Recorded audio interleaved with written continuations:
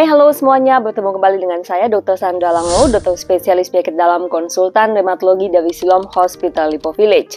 Ini merupakan bagian ketiga lanjutan tentang pembahasan kehamilan pada autoimun. Jika Anda belum menonton kedua video sebelumnya, Anda boleh lihat dulu video pertama tentang kehamilan pada autoimun secara umum dan yang kedua tentang kehamilan pada lupus. Melanjutkan bagian ini, kenapa saya memilih topik anti-phospholipid syndrome? Karena memang angka kejadian anti-phospholipid syndrome ini sangat sering terjadi pada pasien-pasien dengan rematik autoimun. Data penelitiannya memang berbeda-beda. Ada beberapa penelitian yang menunjukkan bahwa pada pasien-pasien dengan anti-phospholipid syndrome 20 sampai dengan 30% berkaitan dengan lupus ataupun dengan rheumatoid arthritis. Nah, ini ada hubungannya dengan kehamilan karena salah satu alasan kenapa kita harus curiga ada anti-phospholipid syndrome atau sindrom kekentalan darah, bahasa sederhananya, apabila teman-teman mengalami suatu masalah selama kehamilan dengan catatan tidak ada masalah genetik dan juga tidak ada masalah di kandungan Anda atau hormonal yang lain. Nah, masalah apa yang mungkin terjadi pada anti-phospholipid syndrome? Misalnya embrio loss, jadi misalnya tidak bisa terjadi kehamilan kurang dari 10 minggu. Ataupun bisa juga kehamilan sudah berlangsung tapi terjadi keguguran yang berulang-ulang. Atau pada kondisi-kondisi di mana terjadi preeklamsia berat yang tidak bisa dijelaskan oleh karena sebab yang lain. Nah, kalau kondisi ini terjadi berulang-ulang, kita patut curiga bahwa ada suatu anti-phospholipid syndrome.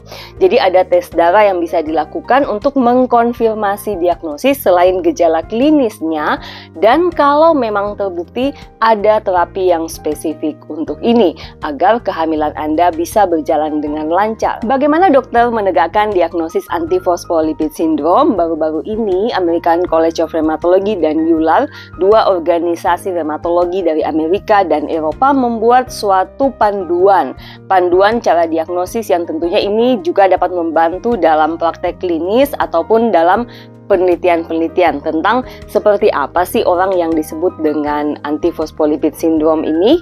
Memang panduan ini cukup membingungkan ya buat orang awam, tapi secara sederhana ada beberapa gejala-gejala yang harus kita waspadai dan harus ada 3 gejala dan juga 3 pemeriksaan laboratorium yang menunjang dalam hal ini. Jadi nggak hanya misalnya punya ACA positif Anda pasti APS, tidak demikian. Jadi gejala-gejala ini mencakup adanya trombosis atau penyumbatan pembuluh darah di vena, misalnya DVT, atau arteri, misalnya stroke ataupun serangan jantung, dan juga ada gejala-gejala di kulit bahkan sekarang, dan ada juga gejala mikrovaskuler, jadi penyumbatan pembuluh darah pada pembuluh darah kecil. Ini mungkin yang masih baru. Dan pemeriksaan lab selain pemeriksaan ACA, beta-2 glikoprotein, trombosit juga masuk dalam kriteria ini. Nah, kalau sudah terklasifikasikan sebagai APS dan hamil, apa yang harus kita lakukan? Nah, nanti ada pengobatan spesifik yang mesti dilakukan untuk mencegah keguguran yang berulang. Tentunya yang paling penting juga, yang paling sederhana, semuanya harus mendapatkan aspirin. Nah, aspirin ini biasanya diberikan dosis kecil untuk teman-teman sekalian. Tapi kalau memang terkonfirmasi APS, nanti ada pengobatan dengan suntikan heparin, low molecular weight heparin juga bisa digunakan. Nanti ada pembagiannya, kapan kita memberikan dosis kecil atau dosis profilaksis. Tapi ada juga pada kondisi yang memang sudah tegak diagnosisnya, ini kita akan memberikan dosis terapi yang tentunya lebih tinggi. Jadi pada prinsipnya apabila mengalami keguguran yang berulang atau preeklamsia yang berulang atau embrio loss pada awal-awal kehamilan yang tidak bisa dijelaskan sebabnya oleh berbagai penyebab lain yang umum, nah kita perlu waspada adanya APS ini.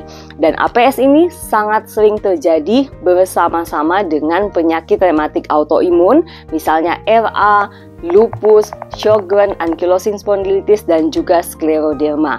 Sehingga jika memungkinkan sebaiknya dalam persiapan kehamilan ini harus juga dicek.